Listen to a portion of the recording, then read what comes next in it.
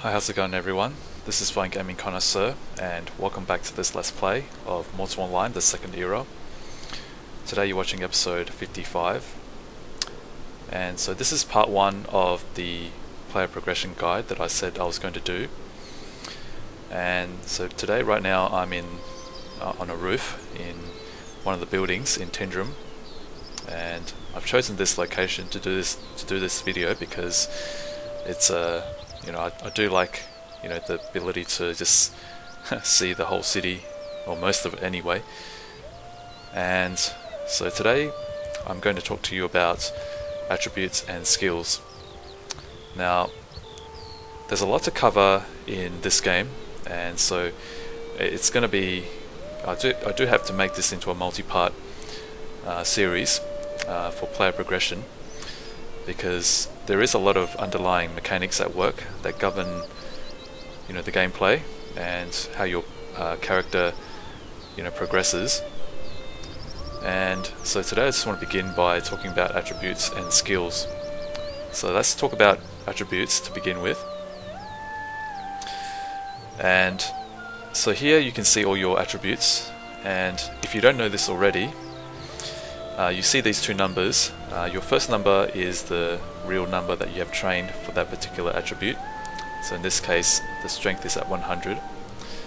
And the second number that you see in the brackets is the attribute cap for that particular attribute. So you can only have at the most 100 at any given time, regardless of how many attribute points you have remaining. And so as a character, when you're creating your character in the character creation screen, you do need to keep in mind, if you're choosing to go down in a certain play style, then you'll want to ensure that your attributes are in line with what you have chosen for your play style. So let's say, for example, you're choosing to be a combat character, then you want to make sure that you have high strength, constitution, and dexterity. And so at least try to have it at 100 or above. And my character here is a hybrid. It is a fighter and mage, and so that's why I do not have very high strength, constitution, or dexterity, but instead I have quite a bit of intelligence and a little bit of psyche. And one thing to keep in mind as well is that because the way this game allows you to switch, to change your character's playstyle at any time, that is to say, if you started out as a combat character and then later on you decide to become a thief or a crafter, then this game allows you to do that. But one thing you need to keep in mind is that try to make sure that you've got a balanced set of attributes, so that when you're switching to a different role, if you're not planning to create a different character, then try to make sure that you have a well-balanced or a well-rounded set of attributes, so that it'll enable you to switch to a new role without having to put up with low attribute caps. So let's say you have very high strength, constitution, and dexterity, but you don't have very high intelligence or psyche. Then next time when you decide to switch from combat to, let's say, crafting or magery, then you're going to have a hard time, because if your intelligence and psyche caps are very low, then effectively you've limited your ability to be a spellcaster or a crafter to a certain degree. You can still be a crafter or a mage or any kind of playstyle that you want, but it will be rather limiting. So when you're creating a character, just try to be very sure about where you want this character to go. And if you do plan on switching later on down the road, then make sure that you have a very well-rounded set of attributes, so that you can switch without having to feel that you've been limited in some way because of your attribute caps. And also another thing that I would bring across to you guys is that some skills in this game, they do cross over from different playstyles. So, you know, let's say for example you're a combat character, then you'll find that a lot of your skills will be receive contribution points from your strength, constitution, and possibly dexterity. But there are some skills that cross over. So if I remember correctly, there are some crafting skills that not only receive contribution points from intelligence but also from strength. And so when you're creating a character, you do need to just bear in mind that it's not enough to just focus on a specific set of attributes. You do need to keep in mind that there are some skills that do cross over. So and you know, likewise there are some skills which might require, let's say, dexterity and intelligence, and that's if you're going to be a thief. And so you do need to be sure about what you want for your character, and if you do want to switch to a different role somewhere down the road, then you know you do want to have a well balanced set of attributes, because your attribute caps very likely will not change at all, no matter what you do. And unless you re-roll your character or you create an additional character, you will find that your attribute caps are pretty much set in stone, and they will not change. So now, by the way, guys, all of this information that I'm giving you right now is based on what I know so far to be true, at least according to my experience. And so I do not claim to be an expert in everything there is to know about the way things work in this game. So if you feel that I've missed certain things, or that I've made a mistake, or certain things are not correct, then please do let me know in the comments section below. Okay, so in the future I will also cover, you know, other things such as hunger and, you know, reserves, which you find down here, and I will also talk about food, and as well as other things. But today, for the purpose of this video today, I'm just going to cover, you know, attributes and also skills. So there you go. So I hope this section has given you a greater understanding of how you know, your attributes work and how you should go about building your character. And one other thing that I'll also mention is that your attributes increase based on the kind of activities that you do. So let's say, for example, you're a combat character and you do a lot of fighting and you do a lot of traveling, let's say, then you'll find that your strength, dexterity and constitution goes up very quickly, and not so much your intelligence and psyche, unless you go and read a book or you do something that uses intelligence or psyche. And so if you want to build a certain attribute, then you do the activities that would build those attributes, such as woodcutting and mining, which I believe would also give you intelligence and psyche, if I'm not mistaken. And that's a great thing about this game, is that, you know, rather than a lot of traditional theme park MMORPGs that sort of encourages you to go down a certain path. Let's say, you know, you choose a class and then a race, and you put in your name, and then you just start off in a certain area, and then you go from one quest hub to the next, killing certain mobs and doing things in a certain way. This game actually encourages you to do something different. It actually encourages you to play the game based on what you want to do and what kind of character you want to be known for. And so that's what I like about this game, is that, you know, the way I built my character wasn't, you know, following a certain path or doing certain things, but instead I just did what I liked, and that was partly exploring the landscape and, you know, fighting monsters and just, you know, doing everyday things, and you know, slowly my attributes went up according to how I use my skills in this game. And so if you're wondering how you should progress, go about playing this game, then that's what I would really encourage you to do. Just do whatever comes to your mind. If you're let's say one day you decide to be like a protector, escorting travelers as they journey to distant lands, then just do that, and you'll find that your attributes will go up naturally over time. And later on, if you decide to be a crafter, then just do that, and you'll find that your attributes and skills will go up according to the way you play it. Okay, so now I'm just going to talk to you about skills. And so as you can see, at this point in time, the game gives you 1,100 primary skill points, and right now I have 215 primary skill points remaining, and I have 202 that are marked down. And so to begin with, I just want to mention to you there are two skills that I feel that would be beneficial to any character that are playing this game. And so the first one here would be endurance.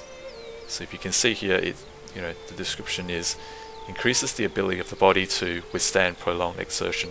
A higher skill gives a small bonus to stamina.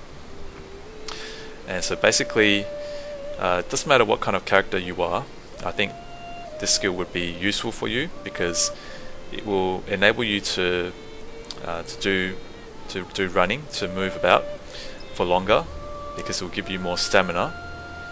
So even if you're like a non-combat character, let's say you're a crafter or a magic user, I should say, then this skill will be handy because it will enable you to run for longer. So let's say you're a crafter and you're traveling from one area to the next, let's say the crafting area to the bank and back and forth, then it will enable you to do that for longer without having to stop and rest.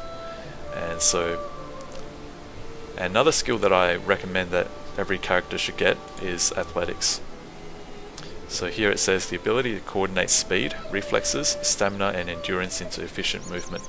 A higher skill slightly reduces fall damage and increases non-combat jumping height. So this skill here, if I'm not mistaken, it allows you to run faster. And so as you know, when you first start the game as a new character, your running skills are very slow. In fact, even if you hold down shift and you run, your running speed is very, very slow. So what this skill does is it gives you a faster running speed, and it will enable you to run faster. And so that's good because it saves time. And if you're traveling somewhere and you're being attacked, then it will allow you to run as well. Okay, so having talked about these two skills, I want to move on to the next thing that I want to talk about regarding skills, and that is that as you know, every skill in this game is broken down into primary skills, which are in red, and secondary skills, which are in green. Now, primary skills take up primary skill points. So if you have a lot of primary skills, then you'll find that your primary skill points go down very quickly. So choose carefully. Do not just train every primary skill that you think you'll want, but this game is very much about building a character. It is not meant to make you self-sufficient on one character. It is meant to make you go towards a certain build, and that is up to your choosing.